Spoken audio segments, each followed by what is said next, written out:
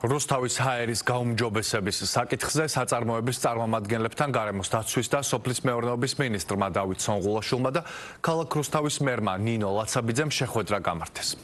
მინისტრის პირველი მოადგილის განცხადებით, ქალაქ რუსთავში ბოლო წლების განმავლობაში ჰაერის ხარისხის გაუმჯობესების მიმართულებით გარკვეული პროგრესი უკვე მიღწეულია, თუმცა გამოწვევები ისევ არსებობს.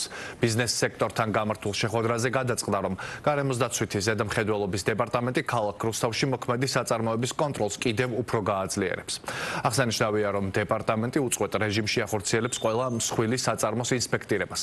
ქალაქ რუსთავში ფუნქციონირებს ატმოსფერული ჰაერის ხარისხის მონიტორინგის სადგური, რომელიც აღჭურვილია თანამედროვე სტანდარტების შესაბამისი ხელსაწყო დანადგარებით და უზრუნველყოფს გარემოს ეროვნული სააგენტოსთვის ატმოსფერული ჰაერის მდგომარეობის შესახებ სრულყოფილი მონაცემების უწყვეტ 24 საათიან მიწოდებას. შევთანხმდით, რომ ზედამხედველობის დეპარტამენტი გაინტენსიურებს კონტროლს ქალაქ რუსთავში არსებული საწარმოების, ერთის მხრივ რომ დაიდენტიფიცირდეს აი მძაფრისურის გავრცელების წყარო და მეორეს მხრივ, რა თქმა უნდა, საწარმოებს, რომლებიც არ ასრულებენ კანონმდებლობით გათვალისწინებულ ვალდებულებებს, მათ მიმართ გატარდეს შესაბამისი ზომები. რა თქმა უნდა, ინტერესი რუსთავში მაღალია, თუ როგორ მუშაობენ საწარმოები და რას აკეთებენ იმისთვის, რომ მოხდეს გადაიარაღება თანამედროვე სტანდარტების დანერგვა.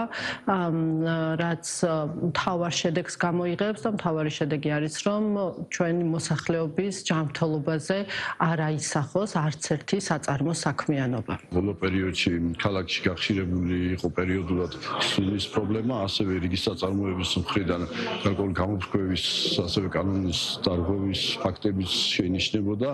ჩვენ შევთანხმდით აქტიურად, რომ გაგრძელდება მონიტორინგი სამინისტროს მხრიდან. და გარემოზე ზრუნვა ერთ-ერთი პრიორიტეტია ჩვენი საქმიანობის. რა თქმა უნდა, წარმოებამ უნდა იმუშაოს, ბიზნესმა უნდა იმუშაოს, მაგრამ ეს არ უნდა მოხდეს მოსახლეობის ჯანმრთელობის ხარჯზე. ჩვენ ეს სრულად გვაქვს გააზრებული ეს პასუხისმგებლობა და ამიტომ არ ვიშურებთ არც მატერიალურ სახსრებს, არც დროს, ენერგიას იმისათვის, რომ მაქსიმალურად გავაუმჯობესოთ მდგომარეობა ჩვენ წარმოებაში.